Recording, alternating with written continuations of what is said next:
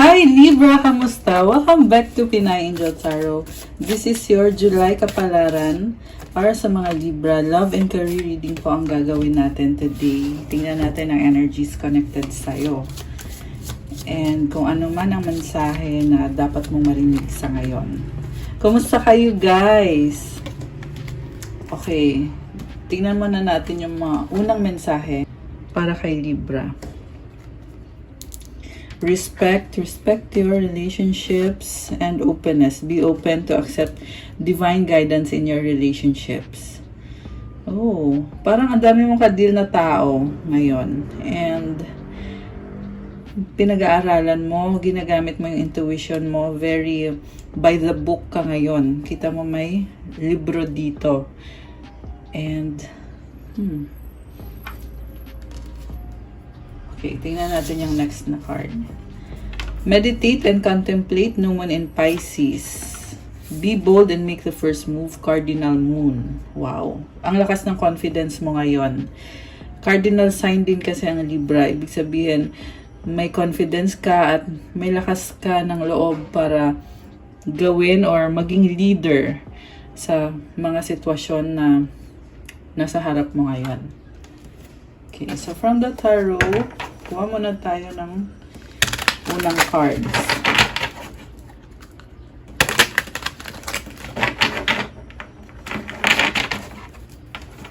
Comment present para alam kung nanonood kayo guys. Libra. Okay. The universe. Wow, bagong-bago ang energy mo ngayon. This is completion of a cycle, endings and new beginnings. Parang feeling fresh ka ngayon. The moon. So, malakas ang intuition mo and nakita ko dito, ginagamit mo yan na gabay sa mga desisyon na kailangan mong gawin. Emperor. So, again, this is about self-confidence and you are making the move para ayusin yung sarili mo. Pareho yan sa finances mo at ganun din sa love life. Emperor, wow. Okay. Nine of Swords, Four of Cups, the Star. Meron ka pang mga hindi naayos sa sarili mo sa ngayon, kaya pinaprocess mo na, ginagawan mo ng paraan. Medyo nag-overthink ka at hindi ka masaya sa sitwasyon mo, kaya nakita ko dito, nagsha-shine ka, nag-glow, and bagong-bago yung energy mo. Alam mo kasi na maayos mo as long as gawin mo yung mga hakbang na kailangan mong gawin. Sa bottom of the deck, Three of Wands. So, like I said kanina, mukhang maraming taong nasa isip mo ngayon and meron kang hinihintay. Okay, labas natin to.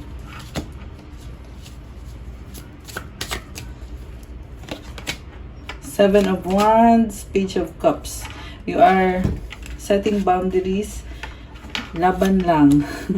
Parang feeling mo ngayon kulang pa yung mga effort na ginagawa mo. Parang feeling mo mahina ka, pero sa totoo lang feeling mo lang yon. Kasi if you keep going, I can sense na makukuha mo naman yung success na hinahangad mo ngayon. Medyo lakasan mo lang yung loob mo. Ten of Swords, may nagbago sa sitwasyon Kaya ramdam mo yung burden, may bigat. Ten of Wands. Meron kasi recently may mga astrological transits na nakaka-apekto sa atin ngayon. Kaya ito ramdam mo din yan, Libra. Siguro nawalan ka ng motivation, pero at the same time nakikita ko tinatry mo yung best mo and you are taking responsibility. Okay. So, sa love life, ano ang energies na connected sa'yo? Sa love life ni Libra.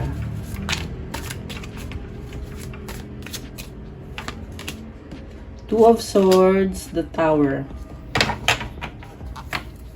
Three of Cups sa bottom of the deck and the Hierophant. Hindi maalis yung fear kasi merong transformation, merong pagbabago nangyayari, and I feel like binubuksan mo yung isip mo, tinatanggap mo unti-unti itong mga changes na ito. you are stepping out of your comfort zone, kaya feeling mo ang hirap harapin ng sitwasyon na ito ngayon. Three of Cups. May bagong opportunity dito na kumonek sa taong kadil mo. Magaan yung energy, nagse-celebrate the Hierophant. Paninindigan mo yan at ipaglalaban mo yan kasi malalim ang connection ninyo. Baka soulmate mo siya, or baka yung iba sa inyo ay may commitment na talaga, kasal na, or yun, malalim na yung pagsasama nyo ng taong yan. Knight of Swords. So, adventure. Andito yung Hanged Woman. Merong sacrifice. Meron kang sacrifice na kailangan gawin. Okay. Bakit nagsasacrifice si Libra? Eight of Wands. Para magkaroon ng harmony sa lahat. Merong isa-sacrifice, may hirapan ka. Pero kailangan mong gawin yan kasi maraming blessings na dadating pag ginawa mo yung sacrifice na yan. At magkakaroon ng bagong simula. Ace of Cups na magdadala ng fulfillment para sa'yo. Overflowing with emotions. Ang ganda pa ng image dito. Merong cup na overflowing yung tubig, tsaka merong white na ibon. So, ayan, may sacrifice na kailangan gawin si Libra. Okay. Ano pang mga balak mo dito sa iyong love life? King of Wands and the Six of Swords. The Eight of Pentacles. Alam mo, nakikita ko dito, nagfo-focus ka sa trabaho mo. At ino-offer mo yan sa taong mahal mo. Kasi gusto mo na magkaroon ng harmony sa inyong dalawa. Seven of Pentacles. Oh, may nag-iipon ng pera. Queen of Pentacles. Parang feeling mo hindi pa sapat. Kailangan pang mag-effort sa finances mo. Ang nakita ko dito is breadwinner. And maraming Ace of Pentacles. Alam mo, may blessing. Ayan, bagong simula sa finances. Possible na swertehin ka sa finances mo. Although actually, hindi mo to ramdam kasi feeling mo, kailangan mong magsikap, magtrabaho. One step at a time lang. Okay? Seven of Swords. Kaya mas gusto mo mag-isa, Temperance.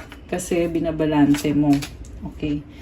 So, hindi mo sinasabi yung totoong iniisip mo. Five of Pentacles. Gusto mo magkaroon ng pagbabago sa finances para sa taong yan. Queen of Cups, the Wheel of Fortune. Wow. So, may tao dito. Baka ikaw to, baka di naman ito yung person mo. Very positive yung vibe. Nagdadala ng expansion and growth. Pangarap mo to connected sa pangarap mo. Okay. So, itong si King of Wands, ang dami nang naging pagsubok sa buhay mo, pero inisip mo dito, kaya ko to.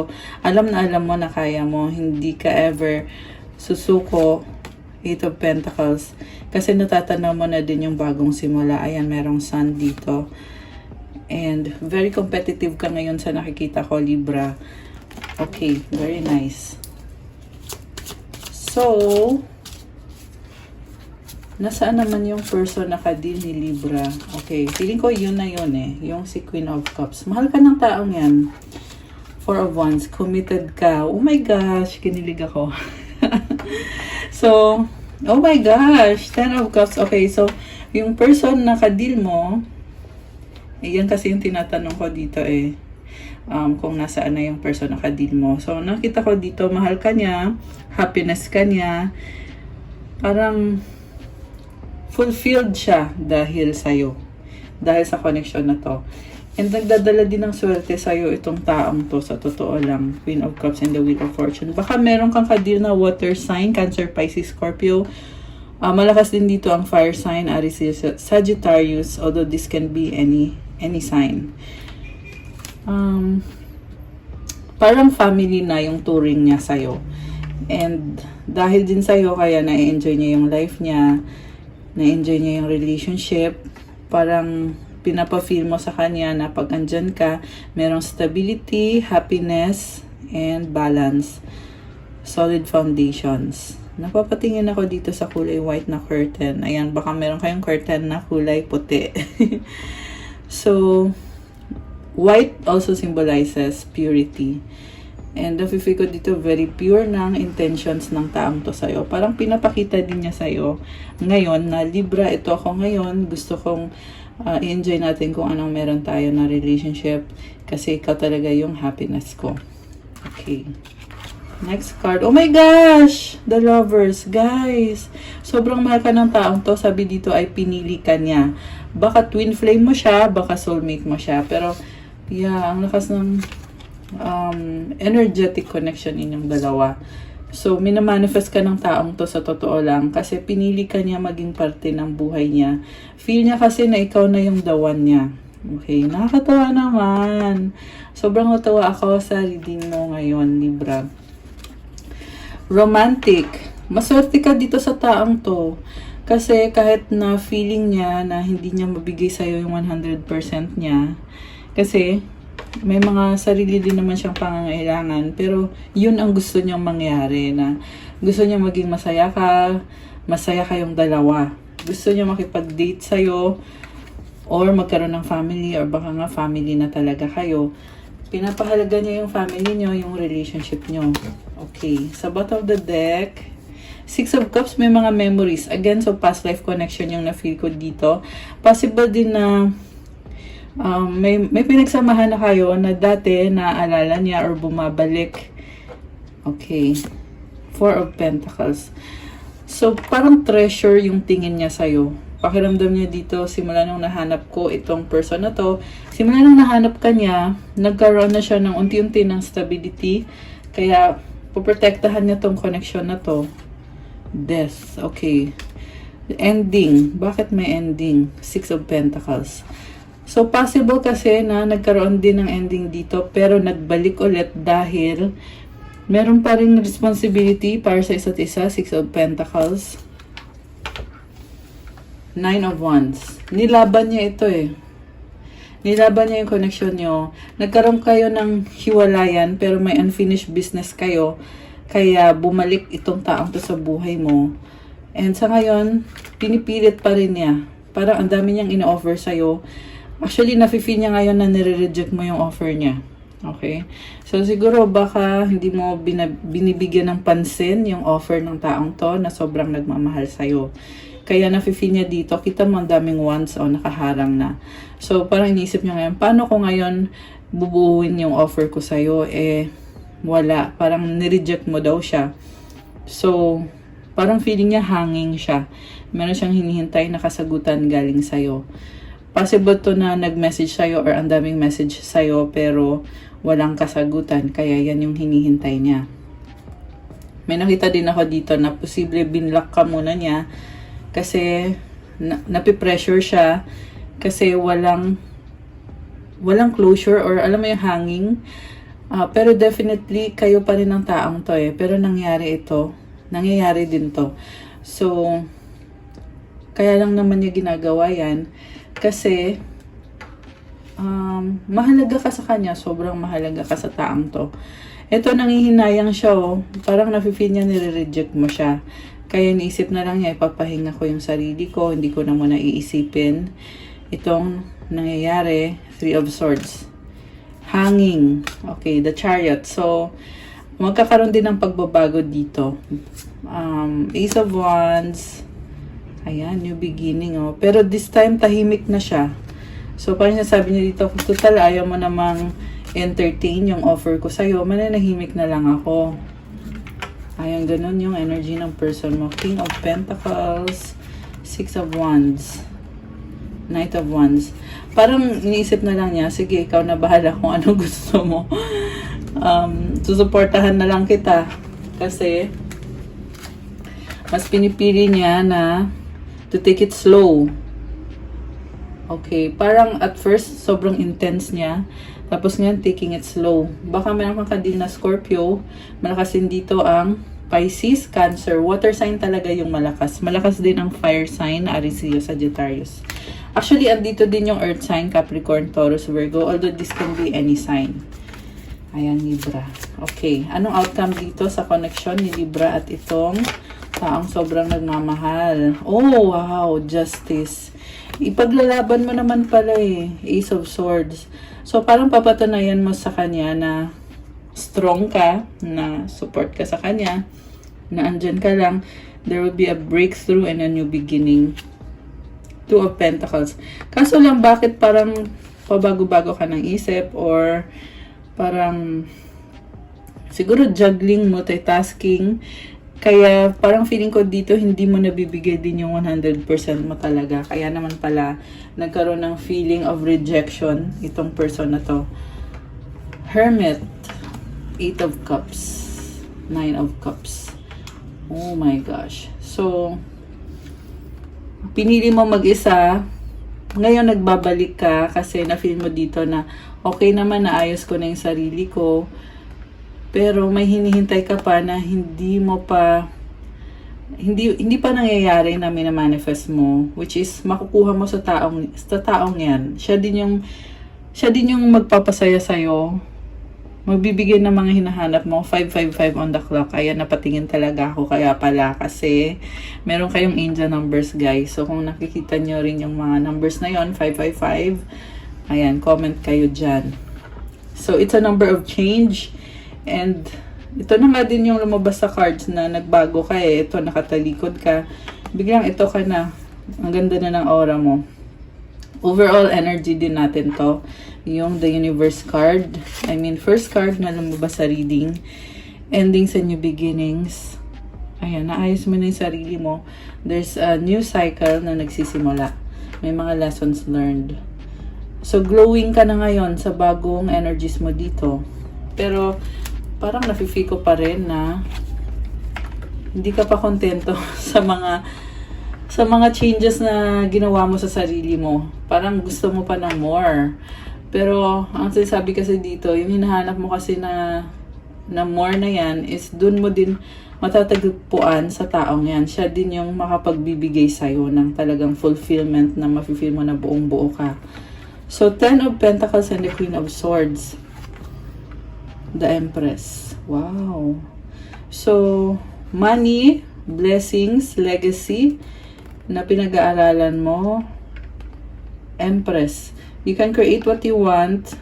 Ang lakas ng aura mo dito. So, ikaw to eh. Venus, ruling planet. Si the Empress. Si Libra kasi, nasa sayo na lahat and in-enjoy mo yung mga blessings na meron ka. So, it's up to you kung paano mo aalagaan. Sa nafe-feel ko dito, meron kang legacy na talagang pinoprotektahan mo. Queen of Swords, marami kang natutunan sa buhay mo na dinadala mo ngayon. Or, I mean, ina-apply mo sa situation mo. Hindi mo naman nakuha ito ng overnight lang. Pinaghirapan mo talaga to. Yung legacy mo. Posible yan, guys, sa business nyo, sa career nyo, pati na rin sa pamamahay nyo. Okay, so King of Swords, ikaw to. The Strength card and the Page of Pentacles. So, may mga problems ka and tinatry mo ikalma mo yung sarili mo. Judgment. Taking it slowly. Sa nakita ko, very parang tinitiis mo lahat. Kasi matalino ka. Itong Seeking of Swords, very logical mag-isip. Hindi mo in-overanalyze yung sitwasyon kasi alam mo kung paano nag-work yung mga bagay-bagay. Kaya kaya mo din ikalma yung sarili mo knowing na maaayos mo yan. Pero andun yung feeling na syempre kailangan mo mag-focus para makuha mo yung minamanifest mo, lalo na sa finances mo. You're taking it slow. At ayun, merong judgment. Possible na may decision na kailangan gawin. Page of Swords, 3 of Pentacles, and the 5 of Swords. May partnership na nahihirapan ka na gusto mong ayusin. Magician, the Fool, ready ka na sa bagong simula. 5 of Wands, very competitive. Ang daming tao sa paligid mo. 8 of Swords, King of Cups, 2 of Cups. Wow. So, possible kasi guys na parang nafe-feel mo dito. Meron kang in-offer sa taong yan eh. Na nagkasundo kayo pero parang napasubo ka. Yan yung na-feel ko dito. Kaya nahihirapan ka tuloy. So, ito napapa-overthink ka na naman. 7 of Cups, the Sun, Page of Wands, may bagong simula dito. The Devil, Knight of Pentacles, Queen of Wands. Alam mo, ang daming mga possibilities. May konting delay, lalo na sa finances. Pero, kaya naman, Queen of Wands. Gawin mo lang daw yung kailangan mong gawin. Focus ka and meron kang hinihintay at pinag-aaralan. Okay. Nangangarap ka eh. Nangangarap ka. So, ang ganda ng aura mo dito, oh. Yung Queen of Wands na card. Marami kang na-attract na mga tao. Basta gawin mo yung kailangan mong gawin. So, marami ding paparating na blessings. Medyo nasistress ka lang kasi when it comes to finances, kailangan mag-effort ng bongga. Kaya parang feeling mo ang bagal or ang hirap. Pero kaya naman eh. So, anong mga messages? Okay, kuha tayo ng messages. At kuha din tayo ng advice. Wait lang guys. Okay, advice para kay Libra.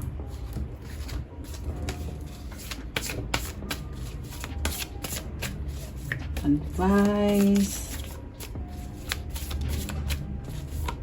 Okay. And yung message. Ano mga messages ang gustong sabihin ng person mo sa'yo ngayon?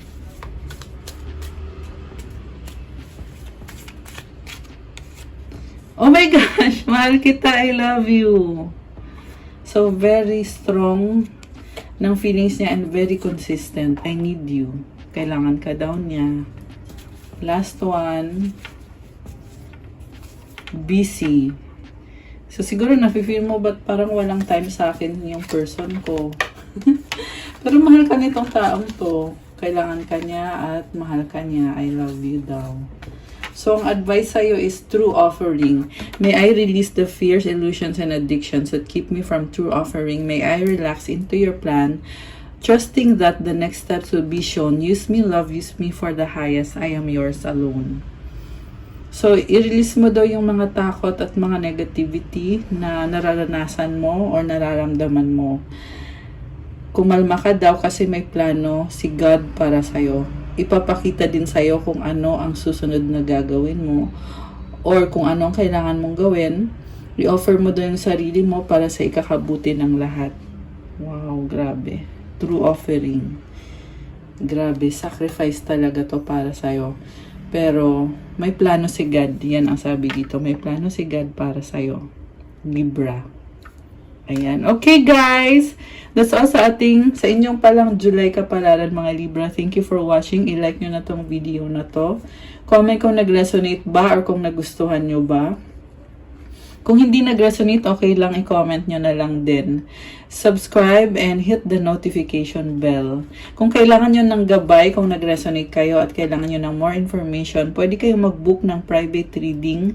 Tingnan nyo na lang po sa description box, nakalagay po dyan yung mga contact details.